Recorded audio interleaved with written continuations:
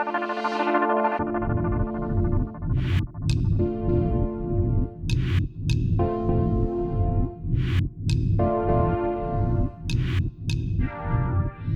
guru yang sedang mempersiapkan diri untuk mengikuti tes P3K.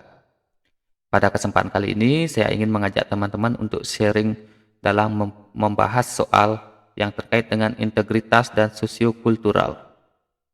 Kalau kita lihat definisi dari integritas dan sosiokultural, yaitu integritas yang berarti tentang kejujuran, kemudian sosiokultural yang berkaitan dengan hubungan manusia dengan kebudayaan. Jadi nanti soalnya yang berkaitan dengan kejujuran dan hubungan manusia dengan kebudayaan.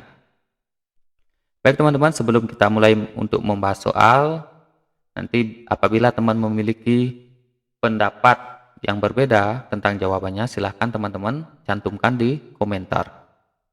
Oke teman-teman, kita langsung saja ke pembahasan soal yang pertama. Yang disebut dengan pembangunan nasional yaitu A. Pembangunan untuk lebih maju. B. Pembangunan suatu negara. C. Pembangunan menyeluruh. D. Pembangunan yang berbudaya.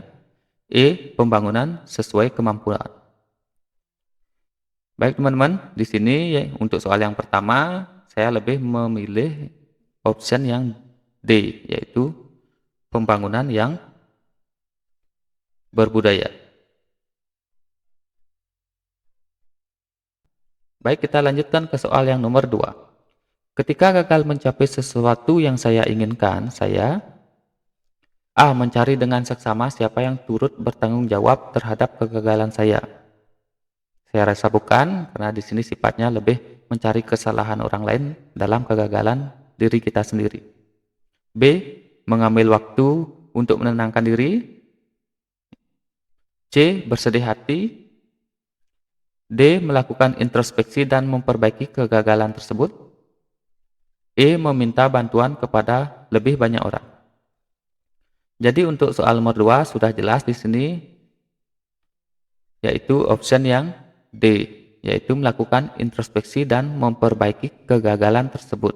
Nah, introspeksi mencari tahu mungkin apa penyebab kegagalan kita, dan memperbaiki di sini ditekankan adanya solusi untuk memperbaiki kegagalan yang telah kita alami. Jadi ini adalah jawaban yang menurut saya yang paling tepat. Oke, kita lanjut soal nomor 3. Jika atasan Anda meminta sesuatu permintaan yang tidak masuk akal. Jadi di sini ada kata kunci tidak masuk akal. Apakah Anda sulit untuk mengatakan tidak? Baik, kita baca opsinya ya. A. Jika tugas tersebut dalam proses hanya bisa diselesaikan sedikit, maka saya tolak. B. Saya akan menerima karena itu perintah atasan. C. Terkadang saya terima, terkadang saya tolak, tergantung bagaimana tugas tersebut dan apakah saya bisa menyelesaikannya. D. Jika tugas tersebut memang tidak bisa dikerjakan, tidak sulit untuk mengatakan tidak. E. Saya akan menolak tegas. Jadi kalau kita lihat dari kata kuncinya yaitu tidak masuk akal. Saya cenderung memilih option yang D. Jika tugas tersebut memang tidak bisa dikerjakan, tidak sulit untuk mengatakan tidak. Jadi kalau logikanya, buat apa kita mengerjakan hal yang tidak masuk akal seperti itu? Toh juga hasilnya tidak akan bisa kita selesaikan dengan baik. Oke, kita lanjut untuk pembahasan soal yang nomor 4. Orang tua saya sakit keras, akan tetapi di kantor pekerjaan tidak bisa ditinggalkan. Sikap saya adalah A. Tidak masuk kerja dan memberikan surat izin. Nah, ini saya rasa bukan, karena di sini ada pekerjaan tidak bisa ditinggalkan.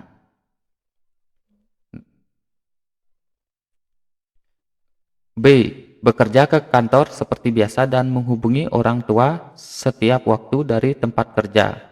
Saya rasa juga bukan yang baik, karena orang tua kita juga membutuhkan bantuan kita.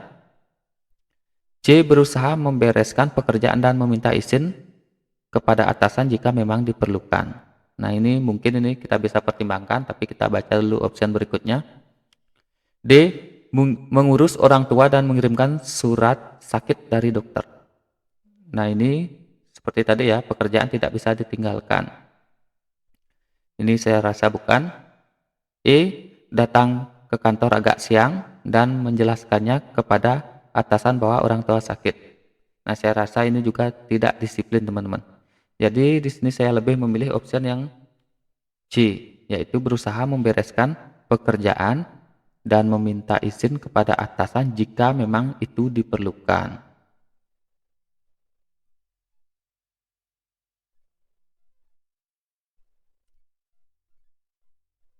Oke, kita lanjut. Yang termasuk unsur-unsur kebudayaan yaitu A. Peralatan, B. Bahasa dan tarian, C. Bahasa dan kesenian, D. Tempat wisata dan sistem keagamaan, E. Pembangunan modern. Jadi di sini saya sudah memiliki ketujuh unsur budaya universal. Di antaranya yaitu meliputi yang pertama ada sistem bahasa, sistem pengetahuan, sistem organisasi kemasyarakatan, sistem teknologi, sistem ekonomi, sistem religi, dan sistem kesenian. Jadi di antara option ini yang memenuhi ketujuh unsur dari kebudayaan yang saya tampilkan yaitu yang pertama yaitu bahasa dan kesenian. Jadi option yang paling tepat di sini adalah yang C, teman-teman. Di sini ada kesenian dan juga yang pertama di sini ada bahasa.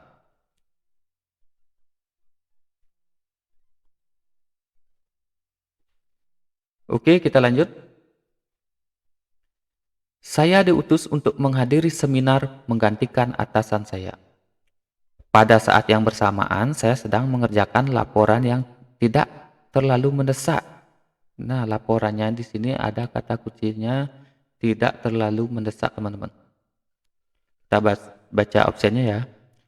Saya akan selesaikan terlebih dahulu laporan tersebut sebab bisa saja diminta oleh atasan sewaktu-waktu.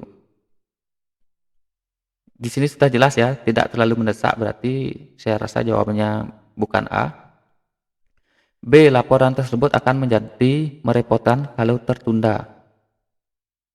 Ini juga bukan, karena sudah dijelaskan tidak terlalu mendesak, berarti masih ada waktu untuk menyelesaikannya.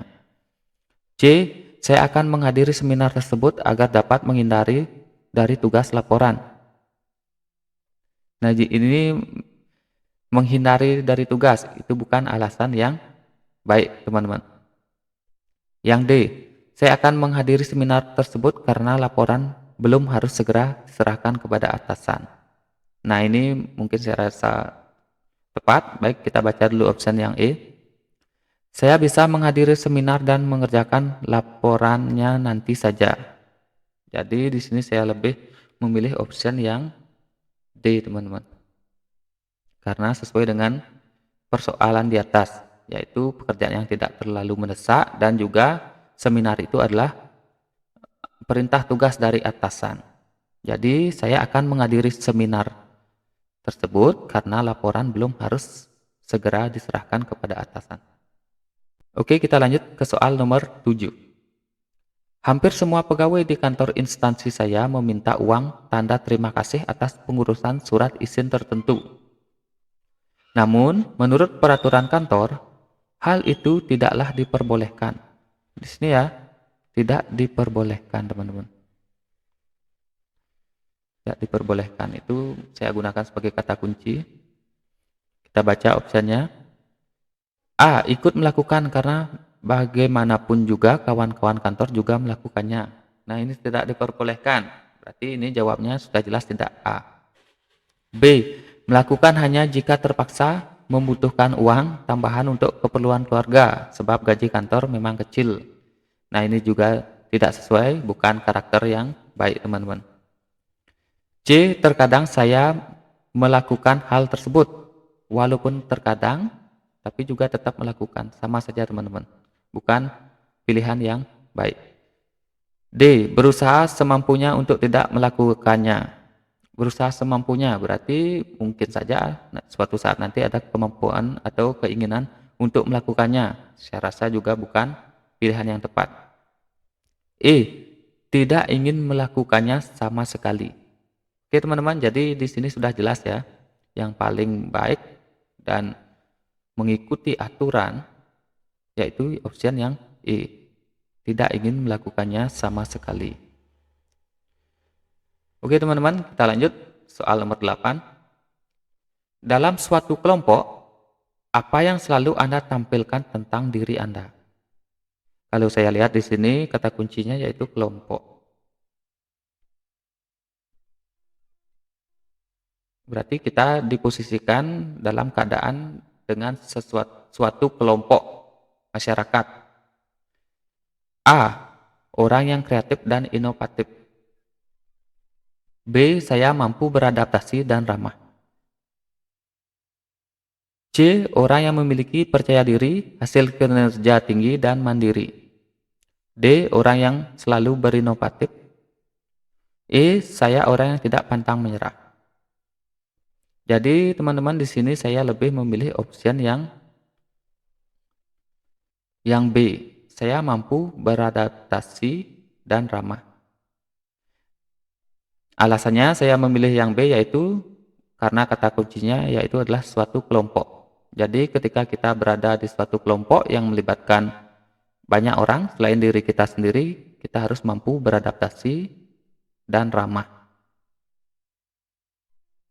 Oke teman-teman, kita lanjut ke pembahasan soal berikutnya. Nomor 9. Anda ditugaskan atasan untuk menyelesaikan tugas yang kurang dikuasai. Yang Anda lakukan,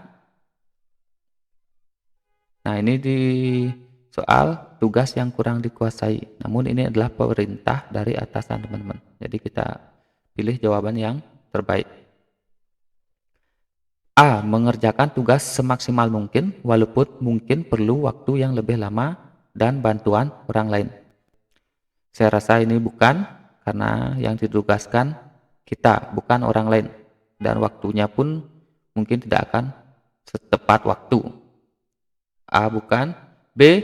Mencari informasi dari berbagai sumber agar dapat menyelesaikan tugas secara mandiri. Nah ini masih bisa kita pertimbangkan. Kemudian kita lihat option C ya. Meminta bantuan pegawai yang berpengalaman dan menyelesaikan sesuai waktu yang ditentukan. Tetap saja bukan teman-teman. Karena yang ditugaskan adalah diri kita sendiri. Jadi yang harus menyelesaikannya diri kita. D. Mencari informasi tentang tugas itu dan merancang strategi agar dapat menyelesaikannya dengan cepat. E. Meminta bantuan pegawai yang berpengalaman. Jadi di sini saya cenderung untuk memilih option yang D, teman-teman. Berarti kita di sini yaitu yang sebagai orang yang ditugaskan secara mandiri mencari informasi tentang tugas. Walaupun kita tidak paham, kita harus berusaha menyelesaikannya dengan mencari informasi secara mandiri dan merancang strategi agar dapat menyelesaikan tugas tersebut dengan cepat.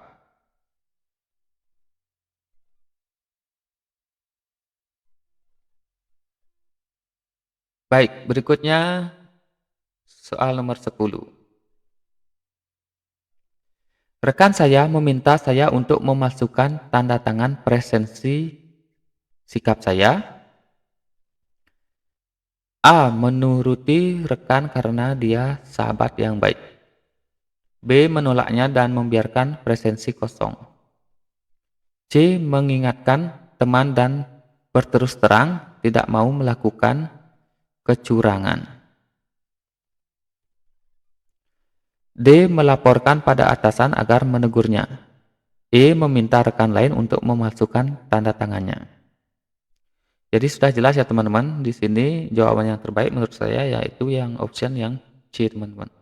Mengingatkan teman dan berterus terang tidak mau melakukan kecurangan. Baik teman-teman, sekian dulu pembahasan soal hari ini. Untuk soal-soal berikutnya kita akan bahas di video berikutnya. Semoga bisa bermanfaat dan terima kasih.